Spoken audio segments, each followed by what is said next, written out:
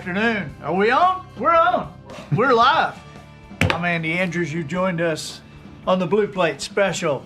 We are here in beautiful downtown Orange Beach, Alabama. We're in the financial district of Orange Beach, where all the skyscrapers are. We're in the tallest building in town.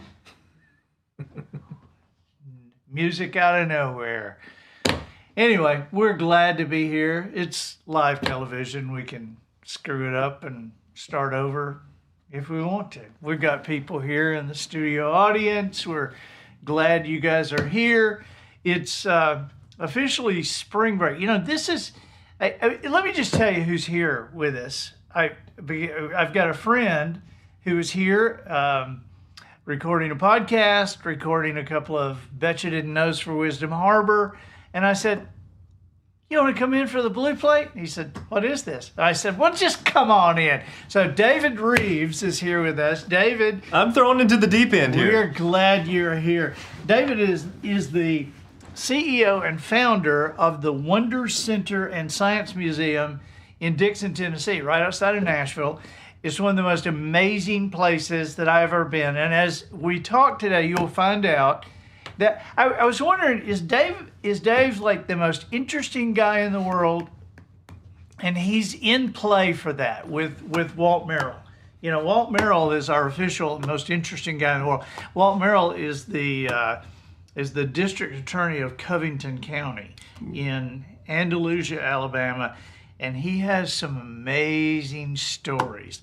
But you're in the running for most interesting man. But I think I'm going to give you the smartest man in the world. Ooh. I mean, we're just talking back here, and somebody say something about how do you pronounce that word? And not only will he tell us how to pronounce the word, he'll tell us the history of the word. Yeah, the Fibonacci sequence. The Fibonacci sequence. Yeah. Just right now to present what I'm talking about. We mentioned the Fibonacci sequence. So what is this? Yeah, so the Fibonacci sequence is where you take every number in a sequence is the sum of the previous two numbers. So like 1 plus 1 is 2, and then you take the last two numbers in the sequence, 1 plus 2 is 3, and you keep going into infinity. But it was thought up by this fellow by the name of Leonardo Fibonacci, and Leonardo went with his father on a trip to northern Africa. When was this? This would have been, goodness, I suppose, good question, probably the 1700s. So not last year. No, definitely. Okay. Definitely. Right. It's a while back. And he started to look at he's using Roman numerals. You know, like we don't use those anymore, but the the IV on the clock faces. Right. That's what he's used to. And he said, oh, wow, well, the Arabic numeral system makes it so much easier. And he starts scratching out these little formulas. And he's doing fun mathematical exercises. For some people, math's not fun. Yeah, that doesn't connect with me. Fun, math, yeah, in the same sentence. But he's just like saying, what can we do with numbers? So he starts scratching out this sequence. And he starts adding it up, and it keeps going. 1, 3, 5, you know, it just keeps going. And he writes it down and publishes it, and everybody starts hearing about it. And it wasn't until later that people realized that the thing that he thought up, the Fibonacci sequence, this sequence of numbers, is found in the center of every sunflower. The number of rows of the seeds in the center of every sunflower, if you count the rows clockwise, they always end up one of the numbers in the Fibonacci sequence. If you count them counterclockwise, they always end up one of the numbers in the Fibonacci sequence. And then we were like, okay, well, this is kind of weird. That must be we were talking about air quotes, coincidence, right? Right. So scientists kept digging further. And they discovered that the shape and growth of eggs follows this Fibonacci sequence. Coincidence? Until they realized that the shape and growth of your ear, but only as a child, follows the Fibonacci sequence. And then people started looking through telescopes, and they said, well, some galaxies show this perfect Fibonacci spiral. And then satellites started looking back at the Earth, and they said, well, some hurricanes follow a perfect Fibonacci sequence.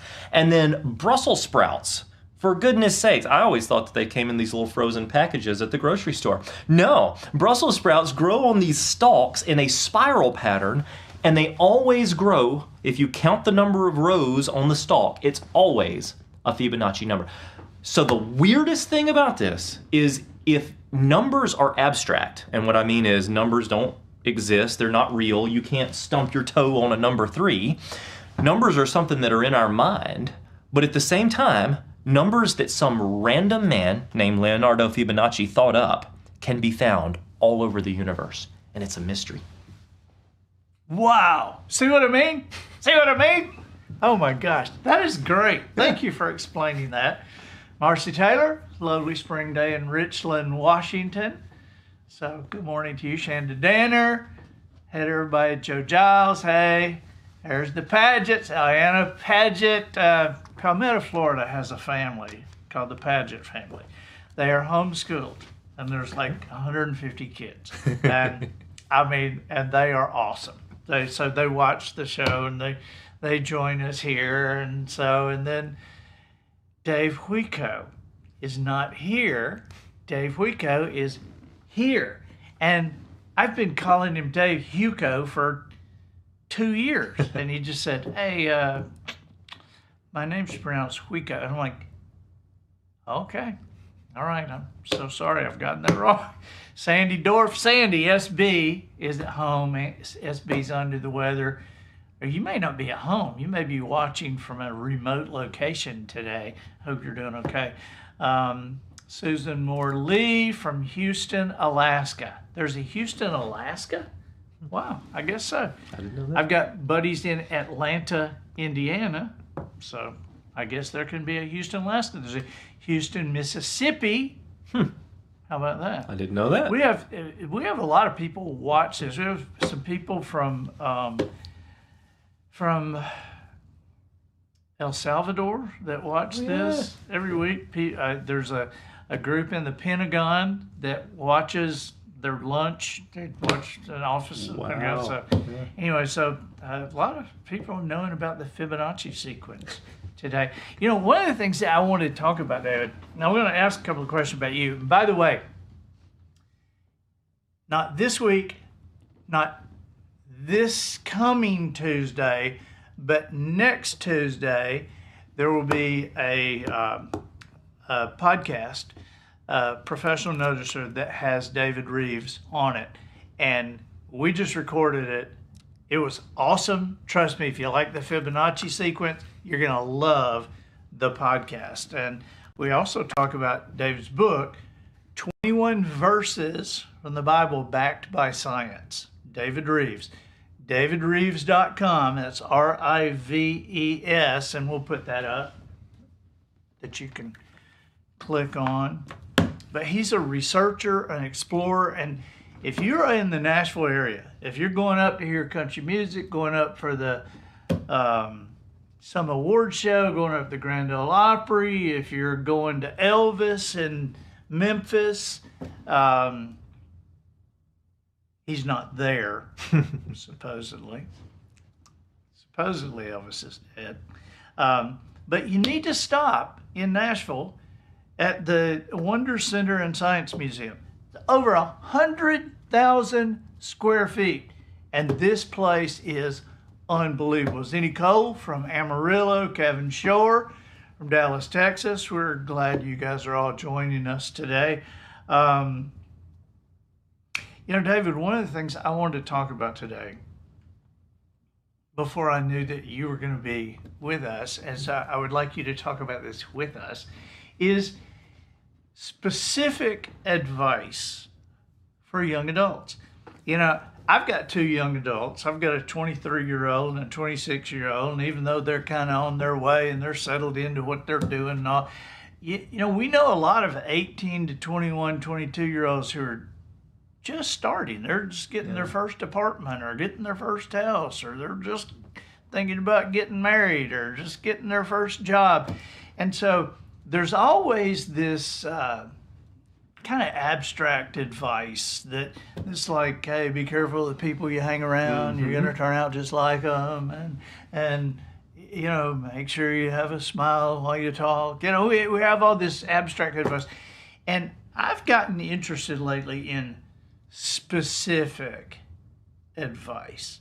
Like I remember some when I was going to get married, it was like odd advice, but it was specific. Yeah.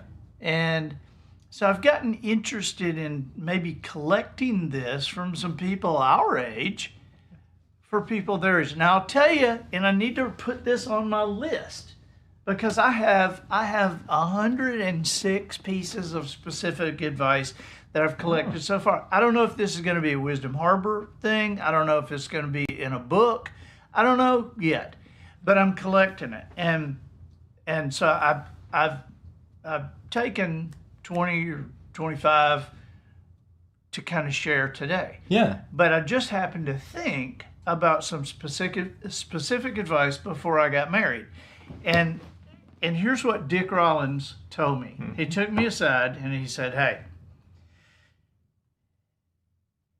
you're going to be living with a woman for your first time." And he said, "There's some behavioral things that you need to be aware of." I'm like, okay. He said, "Here's one of them." He said, if your wife decides to set the table one night, and this is just a metaphor for a lot of things she could be doing, but let's just say she sets the table and you're watching, and she does it like this. She takes a plate out of the cabinet and goes to the dining room, puts the plate down, then comes back in and gets a glass and puts the glass down, then goes back and gets a fork and puts a fork down, then gets another plate and puts it down, then gets a spoon and puts it by the first plate. And if she does that,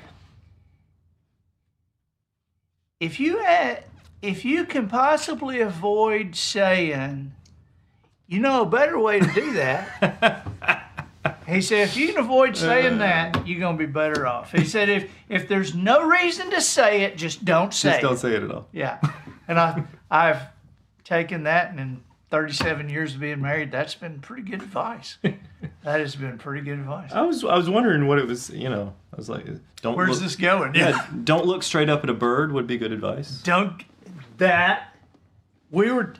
Austin and Adam and I were talking about that. Austin, or maybe it was you. It was you that said, yeah, a bird flew over us, and Brittany said, "Hey, look." I said, "Don't look up, don't say anything." Don't open your mouth. Yeah. Yeah. So here's a couple of these. And so you guys at home, add to our pile. You know, let us know. So here's a couple of three just to get you started. Okay. This was one. Use a vertical shoe tower to organize the pile of sneakers, sandals, and boots that are sitting in the entryway to your house. I think that's pretty good. We've got a basket. Yeah. Because they do. And it's always filling up. They pile up. How about this one? Wipe off the knife you used in the peanut butter. The dishwasher won't clean it if you don't. Same thing with dried egg yolk. That is a good point. Yeah. That's a good one. That's a good one. I like this one. Not everyone will know if you're at their wedding, but they will remember forever if you were at the funeral of their loved one. Anytime you can possibly go to a funeral, go. Yeah. Life's a lot about showing up. That's true. Yeah, for other people. And when I saw that one, I thought, that is true, because I could not tell you really who was at our wedding other than a few people. Yeah. But, you know, when my mama died and I turned around and ran right into Steve Krotzer and Wade Steed, I'll never forget them being there. Yeah. You know, and yeah, with my daddy dying, there were several people that will always remember. When you're on top of the mountain, you know, that's one thing. But it's the people who are around you when you need it the most. Yeah, when you need it the most. Yeah. Yeah. How about this one? Eat out as little as possible. Take your lunch to work. You can easily save more than $1,000 a year. $1,000 might not mean much right now, but in 10 years, you'll wish you had that $10,000. Ooh. I mean, when you're 30, I think about being 30 Yeah. and having access to $10,000. And you know, when I saw that, somebody told me that, I thought, is that right? Could you save $1,000? And then I'm thinking, okay, if you take your work every day to work, 5 days a week, 52 weeks a year, Yeah. and if you just saved $5, that's $1,300. Wow. And you know you can save more than $5. I mean, With this? now, Mm-hmm. I mean, I got a fish sandwich and French fries and a medium Coke at McDonald's the other day, and it was $13. Yeah, I know. I was not. I wasn't as impressed until $1,000 sounds like a lot, but then you say, but in 10 years, that's $10,000. Yeah. That's a shocker. And think about being 30 years old. Yeah. How much money $10,000 is? That's a lot of money. You know. Certainly is. So, how about this one? Don't argue with advice when you receive it. Even if you disagree, accept it in the moment and then decide how to use it. Pretty wise. That's wise. That's a young person's trap to argue with advice. Yeah. Because the older I get, the more I realize I don't know.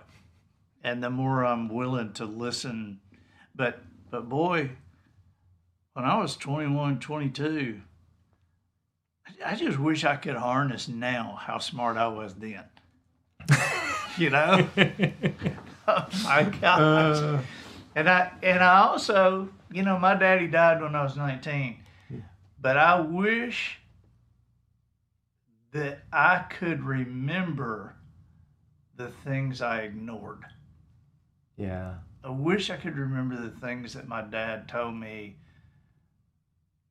that I'm sure I ignored. So I love this one. How about this one?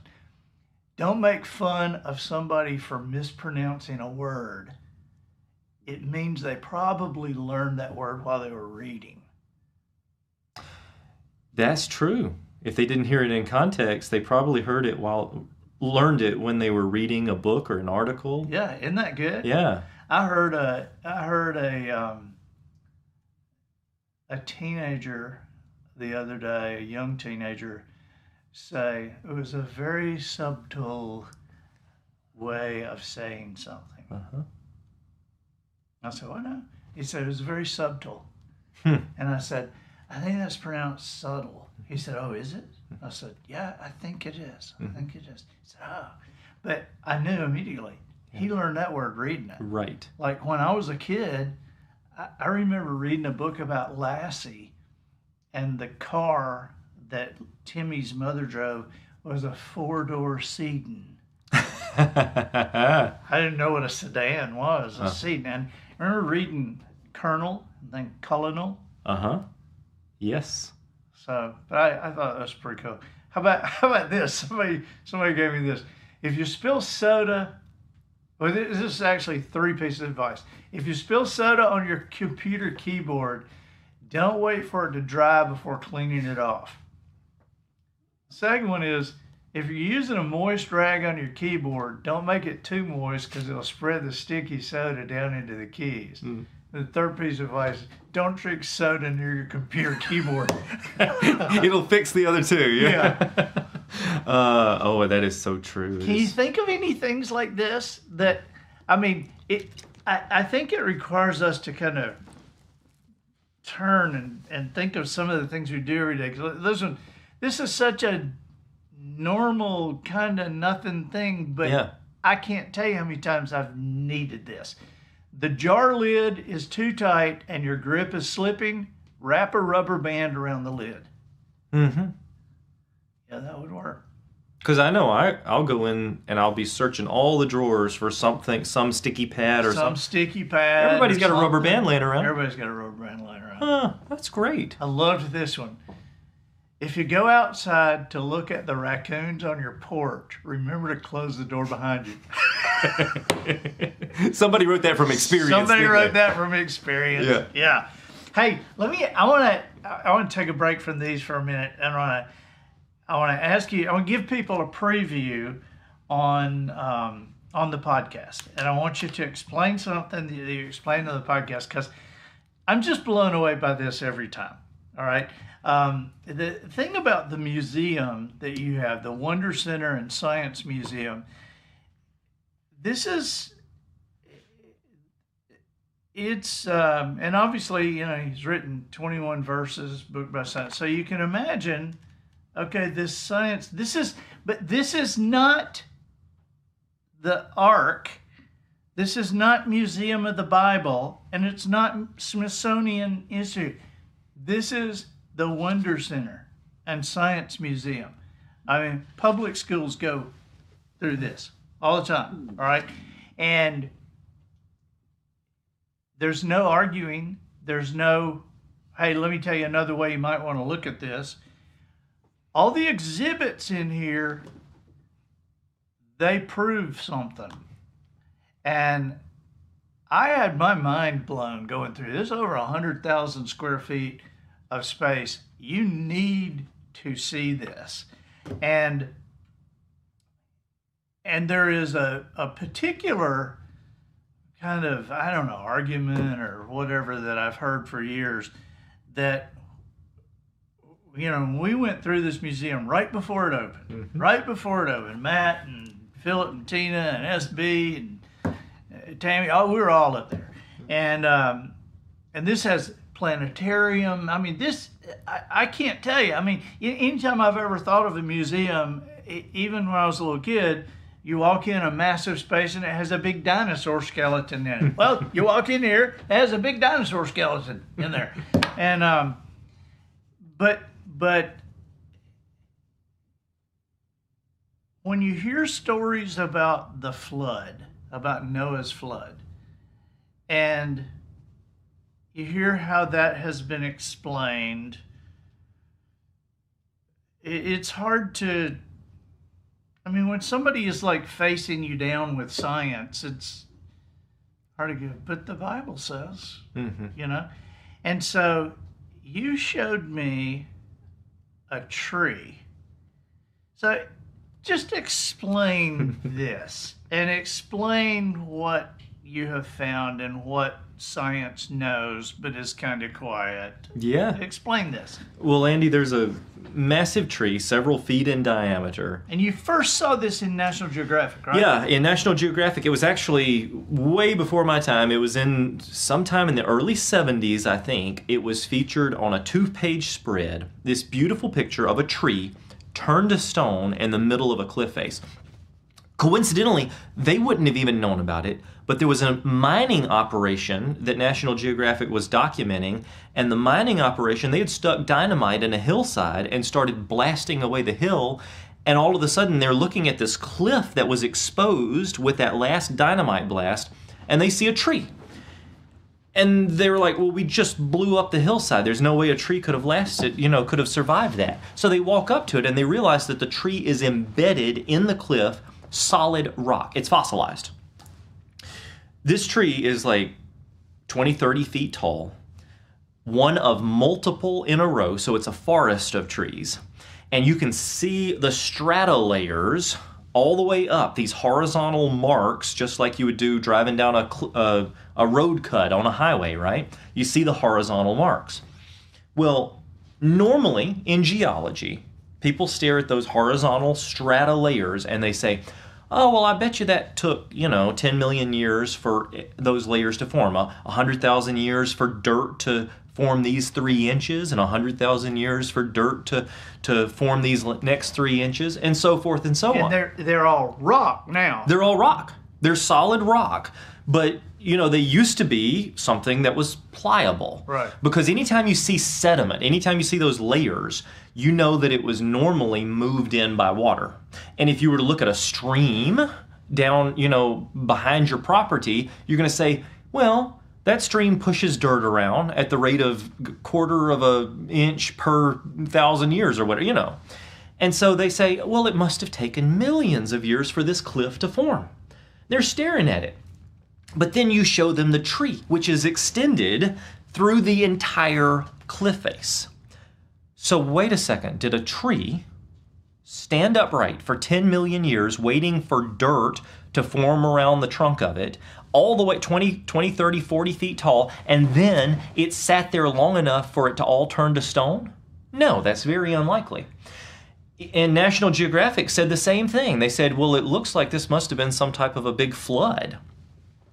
But fast forward, it was lost to the public for many, many years. And I was able to track it back down, bring a film crew out, document the whole thing, analyze all of the different layers. It's mudstones, sandstones, and trees that are all turned into solid rock. Now let's think about that. How do you bury a 40-foot tree in mud so quickly that it doesn't rot, it doesn't fall over, and then you keep burying stuff on top of it, because on top of the tree you find all of these shells and sea fossils and things preserved and embedded in the rocks just on top of the tree. Yeah. So how do you do that? Well, I guess it would have to be a lot of mud flowing in with a lot of water in some catastrophic flood. And the question is, well then, how do we explain this? Could we say that it was a massive local catastrophic flood? But we find these same types of trees and these same types of rocks in Nova Scotia, in Germany, in Scotland, in my backyard in Tennessee, literally all over the world. So you documented thousands Yes. of these trees that are through strata layers. Yeah. We call them polystrate, so many strata layers. They're polystrate trees turned to stone all over the world. So either there are tens of thousands of little localized floods that were so catastrophic that it could bury a 40-foot tree. I don't know of many local catastrophes that would do that. Or maybe there's something recorded in the Bible. It talks about a massive amount of water that covered the face of the earth in the past. Noah's flood, we read about it in, Sunday school, but it actually has evidence, scientific evidence, all over the entire earth. And that's just one example. Wow. We let you touch an actual piece of one of those trees in the museum. Yeah. I mean, and so that's the kind of stuff that is there. It's just like showing proof of stuff that to me, faith is something where you have to believe something that you're not seeing until that faith is proven true. And faith is to believe something you can't see until you see what you have believed. Right. And so science is showing the things that we've believed by faith. But when I say science, what I mean is archaeology or astronomy or geology in the case of the tree. It's all of these little scientific principles and discoveries are pointing us right back to what you once upon a time had to say, well, I just believe it because the Bible says it. And then you're like, but the evidence is actually pointing us right back to our faith. So instead of it being a blind faith, it's an evidence-based faith or a reasoned faith that these things are true because maybe, as a Christian, I believe that the Bible is the inspired Word of God, that it's not just some random collection of books, but it's there for a reason. And so therefore it should be accurate. And everything we're finding is saying, wow, look at how accurate it is. Even though it was written thousands and thousands and thousands of years ago, a lot of these books written 3,000 years ago, and we're reading them, and we're like, oh, wait a second, it's talking about the water cycle, the hydrological cycle that we wouldn't even fully understand until the 1800s. Wait a second. This is talking about health practices related to germ theory that Louis Pasteur discovered in the 1800s, despite being criticized, because he's telling people, he and other scientists, people like Semmelweis and other scientists and researchers, they're like, why don't you wash your hands before you go in and do surgery? Doctors, why don't you, maybe change your operating gowns before you operate on the next victim? This is during a time We're talking about the 1800s, early 1800s, when doctors wore operating gowns full of blood and bodily fluids of everybody that they had worked on previously. Yeah, the Civil War. Yeah. And they're like, this is just, look, this just shows that I have a lot of experience. Don't you see how many people I've worked on? It's evidenced on but they're passing on the diseases of the past patient to the next patient. Right. And Pasteur and Semmelweis and several others is where we get pasteurization in milk, right? They start saying, what if there's germs that are being passed on when you do things like that? And what if we changed clothes, we washed our hands before surgery, we did these simple things? We'll back it up about 2,500 years ago in the Bible. It says, wash your hands in running water. It's more effective at removing microbes. It says, separate diseased people from outside the camp so that they can't pass on the infection. It says, break pottery if a dead animal falls into it, because you don't know what disease that animal had, and the germs are getting into the... How would it have known that? I mean, these people didn't understand that thousands of years ago. We didn't understand it until a few hundred years ago, and yet it's written there in the Bible. It seems like it's more than just a book. Wow. You know, and I could keep you here all day, but one of the things, and this is a question I have. Obviously, you have the layers of rock named. Yes. Okay. So Jurassic, Cretaceous. Yeah, so when you see when you see those layers on that tree, are they the same layers on the tree in Germany?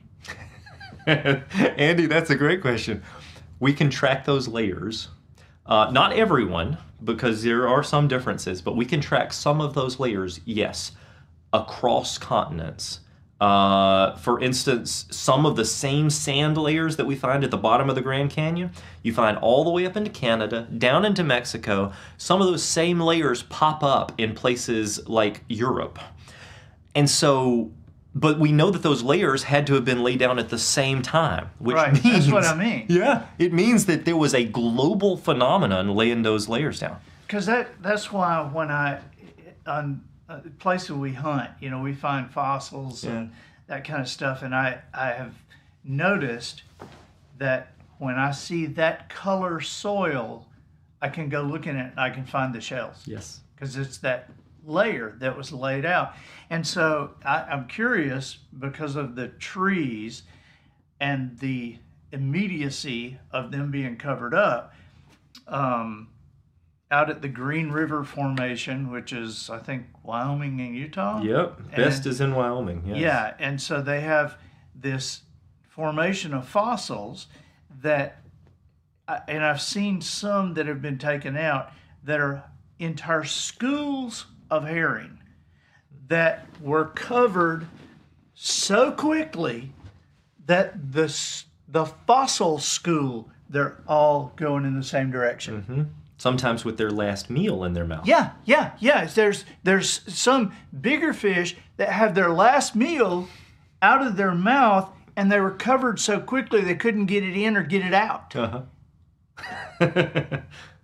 And so, I mean, how does that happen so quickly that, you know, the fish wouldn't turn or wiggle or, I mean, they're covered up that quickly? They're swimming along, and they're having a nice day, and they're like, oh, well, there's my next meal, and they go after it, and all of this, and they're all swimming in formation, and then, all of a sudden, this massive tsunami just buries them in sediment so quickly that they can't swallow, that they can't change direction, nothing. It's all pointing us back to one thing, and oftentimes it is criticized. It's like, well, the history, those are myths that we read about in the Bible. But reality states, science states, new discovery states, current cutting edge research states, all of those things are facts based. You know, and I've got this in one of my books. I can't remember which book it is, but it may be The Traveler's Summit, where Gabriel is talking to David Ponder about the flood, And David Ponder said, I thought that was a myth. And Gabriel says, well, there's about 30 different names for Noah across the world that, 3,000 or 4,000 years ago, something happened that they all named Noah, So nearly every civilization that we know has a flood legend. And it's interesting that if you were to think, let's just think about Little Red Riding Hood. Okay, a girl's walking through the woods and she's wearing a red hood, and here comes the big bad wolf, or whatever it may be. Fairy tales have a few things, like a few plot details, but nothing specific. And if you were to look at all of the different flood legends of every civilization, they have similar components, but they don't have a lot of detail. And then you open up the Bible on your nightstand and you turn it to Genesis 6 and you're reading it. And you're like, well, this is just one more flood legend.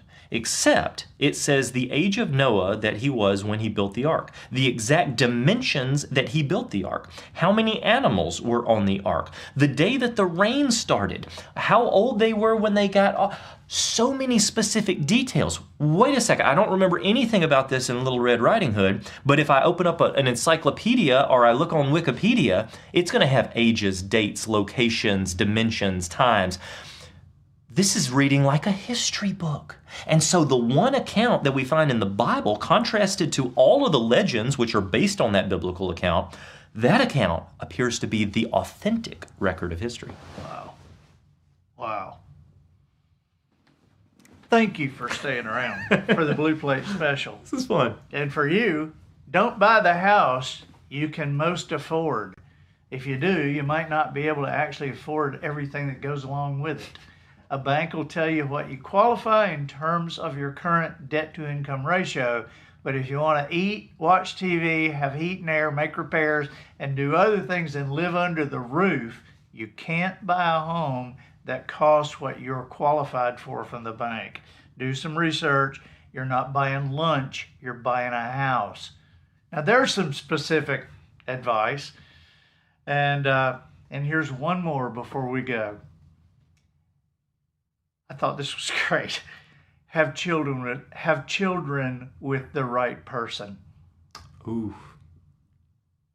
That's How's a good that one. for good advice? Mm-hmm. Yeah. All right.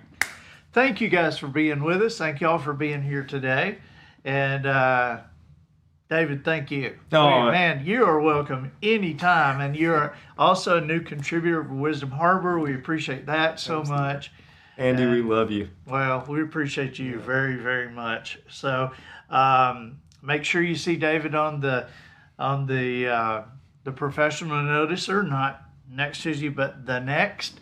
And buy his book, go see the museum, and we'll see you Thursday. Bye-bye.